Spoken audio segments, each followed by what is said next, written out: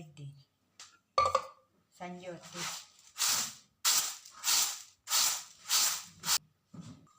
ಅಕ್ಕಿಯಲ್ಲೆಲ್ಲ ಧೂಳಿತ್ತು, ಧೂಳಿ ಎಲ್ಲ ತೆಗೆದಾಯ್ತು. ಈಗ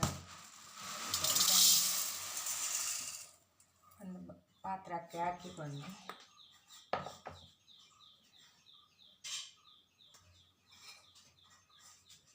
ಈಗ ನೀರೆಲ್ಲ ಹಾಕಿ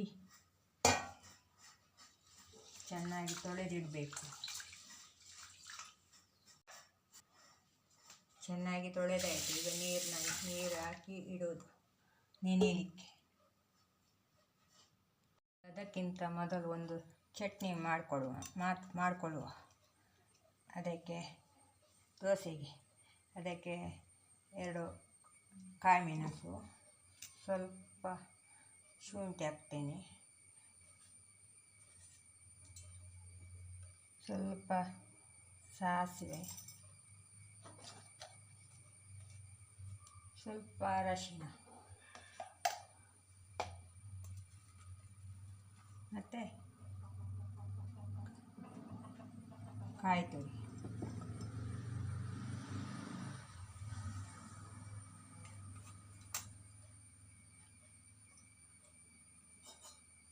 ಮತ್ತು ನೀರು ಹಾಕಿ ರುಬ್ಬೋದು.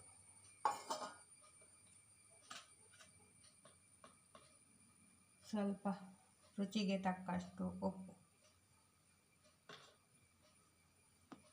ಈಗ ಮಿಕ್ಸಿ ಜಾರಿಯನ್ನು ರುಬ್ಬಲಿಕ್ಕೆ ಇಟ್ಟಿದ್ದೇನೆ.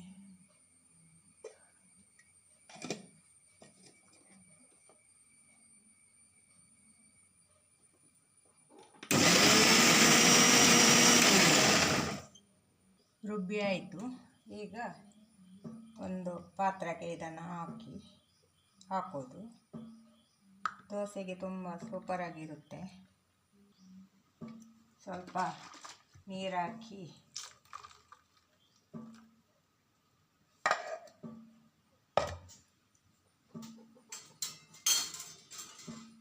ಕಲಸಬೇಕು. ಗಟ್ಟಿ ಕೂಡ ಆಗ್ಬೋದು. ನಾವು ಸ್ವಲ್ಪ ದೋಸೆಗೆಲ್ಲ ಅದಕ್ಕೆ ಸ್ವಲ್ಪ ತೆಳು ಮಾಡಿ ಚಟ್ನಿ ರೆಡಿ ಆಯಿತು. ಈಗ ಇದಕ್ಕೊಂದು ಒಗ್ಗರಣೆ ಹಾಕುವ. ಅದರೊಟ್ಟಿಗೆ ಈಗ ಅಕ್ಕಿಯನ್ನು ರುಬ್ಬಿಕೊಳ್ತೇನೆ.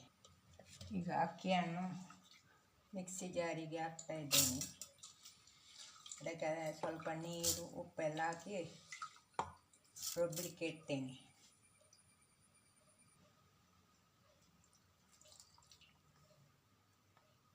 ಈಗ ಅಕ್ಕಿಯನ್ನು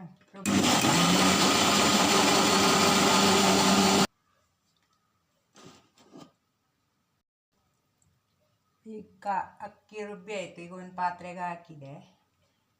ಈಗ ಇದಕ್ಕೆ ಉಪ್ಪೆಲ್ಲ ಹಾಕಿ ಕಲಸುವುದು.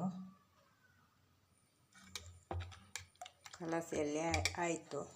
ಈಗ ದೋಸೆ ಇನ್ನು ಉಯ್ಬೇಕಷ್ಟೆ. ಈಗ ಒಗ್ಗರಣೆಗೊಂದು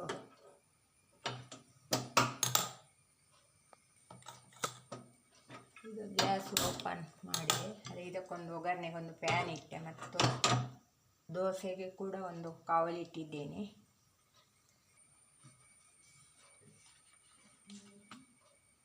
ಈಗ ಸ್ವಲ್ಪ ಎಣ್ಣೆ,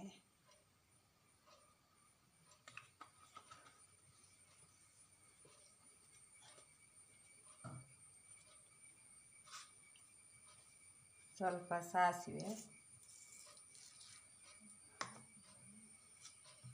ಕೆಂಪು ಮೆಣಸು,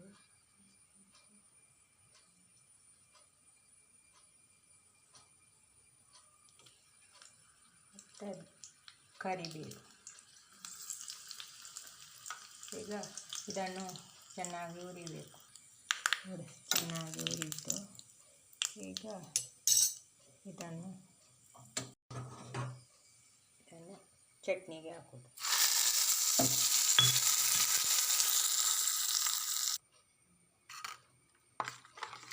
ಚಟ್ನಿ ರೆಡಿ ಆಯಿತು. ಈಗ ಕಾವಲಿ ಕಾಯಿತು.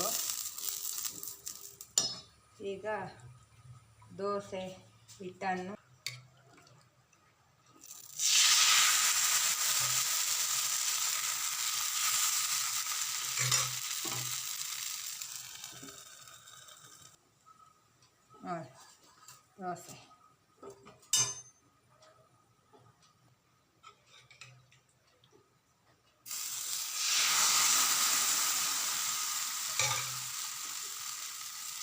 ಸಂಜೆಗೆ ಕಾಪಿಗೆ ದೋಸೆ ಆಗಬೇಕು ಮಕ್ಕಳಿಗೆ. ಅದರೊಟ್ಟಿಗೊಂದು ಹಾಲು ಕೂಡ ಕಾಯಿಸುವ. ನಾವು ಕುಡುಪಿನಲ್ಲಿ ಹಾಕೋದು. ದೋಸೆಯ ಕೆಲಸ ಎಲ್ಲ ಆಯಿತು. ದೋಸೆ ಮತ್ತು ಚಟ್ನಿ.